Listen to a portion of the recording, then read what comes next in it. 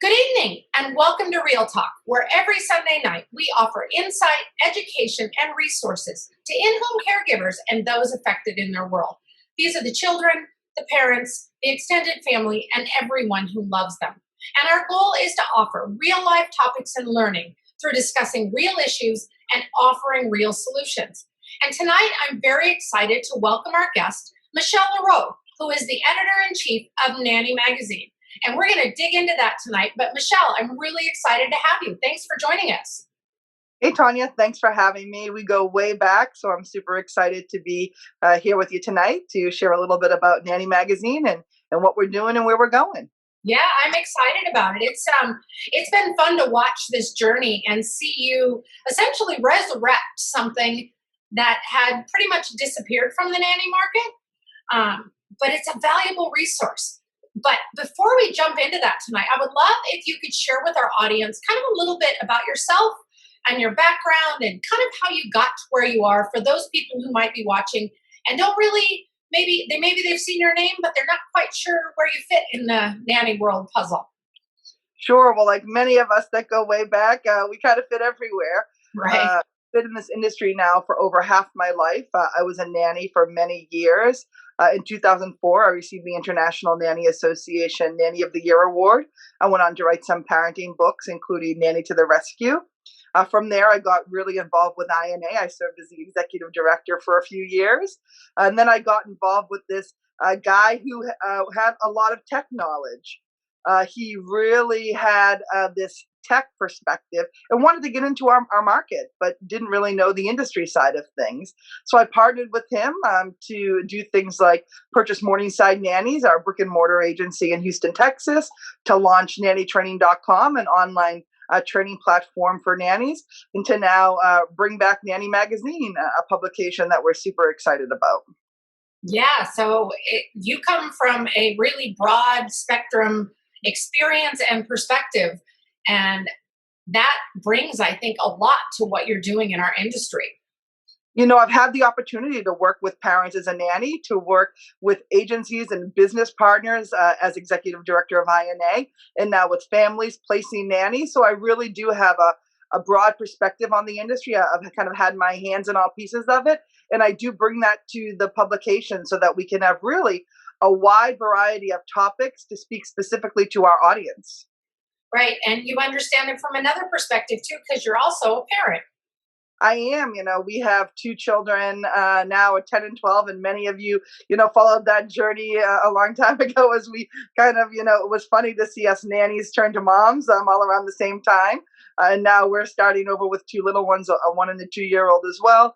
So things are certainly busy here in our house, but we're super excited to be, parenting and to be, with my own daughter, seeing what she's seen from me come to life and caring for her siblings and the way that she interacts with them. So it's been great.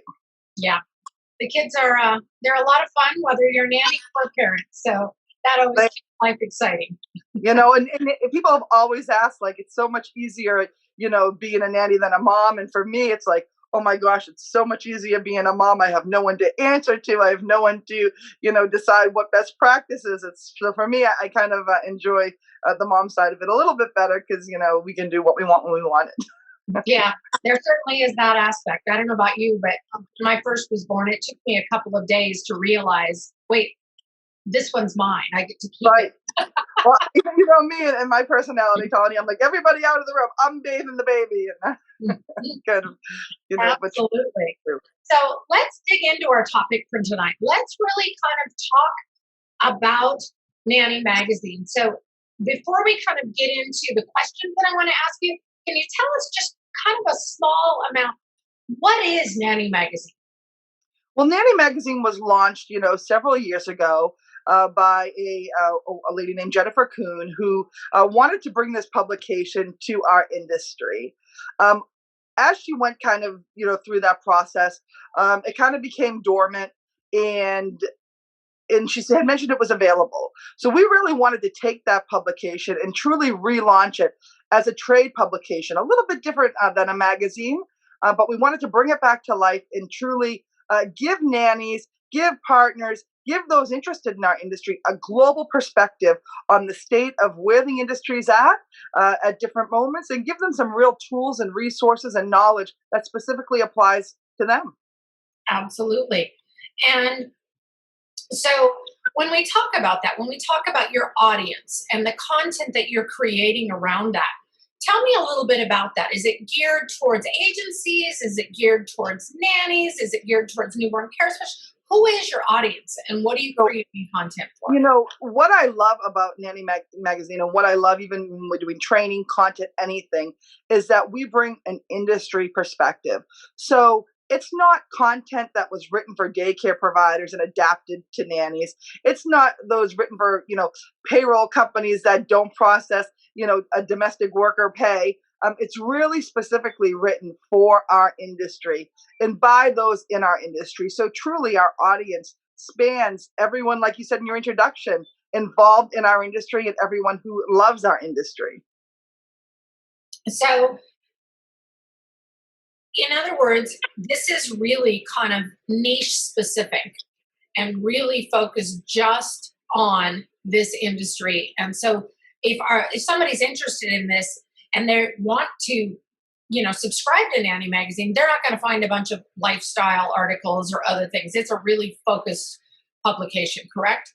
Correct. And Magazine, was originally a magazine. So it Mhm. included things like, for entertainment value, stories, recipes, crafts, maybe those types of things. But what you'll see now with it relaunched as a trade publication is things specific towards those in our industry that are going to impact those in our industry. So I've kind of moved away from recipes and those things that you can find in other publications, and Mhm. really fine tune the content for those working or who want to work in our industry. So we have topics on, newborn care, right? If a nanny wants to transition to be a newborn care specialist, you've written some articles that have really empowered them and outlined what you need to do, what will make you successful. We've had nannies who transition from working in a daycare to being a nanny. What do they need to know? How do you know if that step is right for you?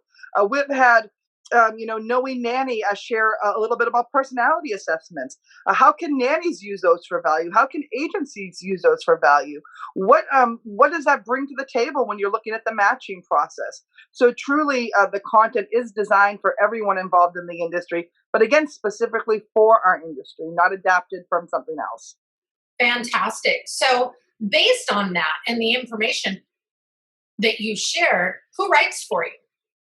Everyone in the industry. We have an open submission process, so anyone can really go online and submit an article. We have professional editors, so they go through the content, they revise it once it's accepted. But truly, we invite nannies from all over the globe to contribute. One of my industry partners, obviously, as well, people like yourself, our tax and payroll partners. Anyone that's involved really across the globe has contributed and is welcome to contribute. One of the things that I really love about the publication is that it is a global publication. I'm so fascinated by the everyday stories of nannies and newborn care providers across the globe. One column that we have in every issue is about, knowing your niche. We call it a day in the life. So we've featured nannies who are students in nanny school at Norland Nanny. We have featured nannies who serve as nannies in, Africa, in all different countries across the globe. And what does their day look like? What do they do in the course of the day? How do they approach care with the children, the relationship with the families? And for me, that has been super fascinating to see how, even in Canada, that is such, so close to the United States, how the industry differs, Mhm. and how nannies, in Africa, how, they approach their job differently, and the boundaries and the relationships that are different, and how formal it may be in one place, but not as formal in another place. So for me, that has been super fascinating to give a voice to those workers across the globe to share their stories. So I love those stories. That's probably my favorite piece to share because it gives us insight and it reminds us that, we're all united by providing high quality care. But and that can look different regardless of where you live. Right. And I love that you brought that up because I have found through having, our company, we have students all over the world, just like you do. And getting those perspectives and talking to people, learning different terminology, learning different expectations around hours, how you interact with a client, what your responsibilities are. So many of those things are so fascinating because we tend to forget that there's different perspectives around the world. We tend to sometimes think, well, this is the only way it is. And I think it's great to share those things. Well, one of the stories I got, a nanny was sharing her story from a different part of the country, and she shared how it's like common for her to sleep with the baby at night, and how, the mom doesn't sleep with the baby. They bring the nanny to the baby to sleep with, and that was a real source of pride for this nanny. And then thinking to back, I'm like, oh, should I publish this? Is this poor nanny going to get backlash? Because it's, a different way of doing things. And obviously ultimately we published it and shared her insight because that is her story to tell. But it's fascinating at how one place we may do things and kind of think it's the only way, but it's truly not. And she had the same passion and the same commitment to providing high quality care as many of our nannies do here, but it really looked different. Yeah, I think it's such an important thing to understand that culturally, not just around the world, because even here in the United States where you and I live, we have a multitude of cultures here. And culturally, people raise children differently and do things differently. And sharing that perspective is so important because we tend to think, well, if you do it different than me, you're wrong. And it isn't necessarily wrong. It's just a different way of doing things. That's true. And one of the nice things about the magazine is that it does include this fundamental information that you can truly use as building blocks to, perhaps approach your care from a more progressive standpoint or a more conservative standpoint. So often we see families and nannies doing things differently that perhaps is different than quote unquote the norm. And really, before you can kind of branch off and perhaps do things differently, you really have to have a foundational understanding of, what child development looks like, what the relationship looks like in terms of nanny family, what your role in the family is like. Understand the basic terminology, in the industry and how that may change and vary and differ from region to region in the U.S. and certainly across the globe.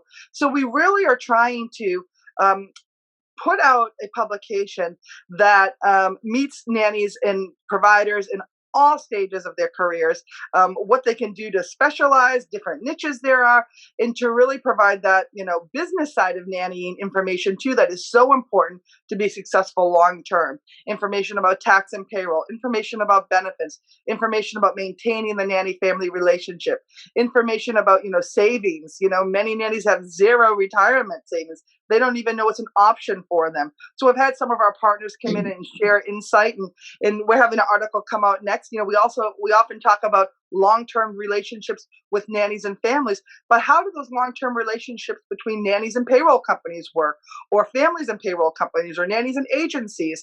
So some perspective there into what goes into building those relationships long-term.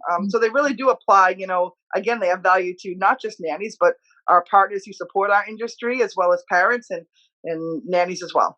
Mm-hmm. And there absolutely is value in those long-term relationships. They can be so, so valuable. Well, I can share too. It was funny. We recently at Morningside got the Legacy Award from GTM, and how incredible that was to think back to. I said to Guy, I said, in 2004, you gave me the INA Nanny of the Year award, and now half my life later, you're giving our agency an award. Isn't that truly full circle? And that we've been in relationship that long, whether it be, as paying my check, processing out my payroll, or through when I had a nonprofit group in Boston, or now through advertising and writing for our magazine and helping our clients at the agency. So really, when we talk about long-term relationships, you and I go back farther than that as well. And you cultivate these relationships and what makes those work. And it's truly that understanding of how you can support each other as we go on this journey together, because certainly things change throughout our industry over time, and there's lots to be work to be done as well. Yeah, absolutely. Those are such great points. So share with us, if you can, where's Nanny Magazine headed in the future? What are your goals?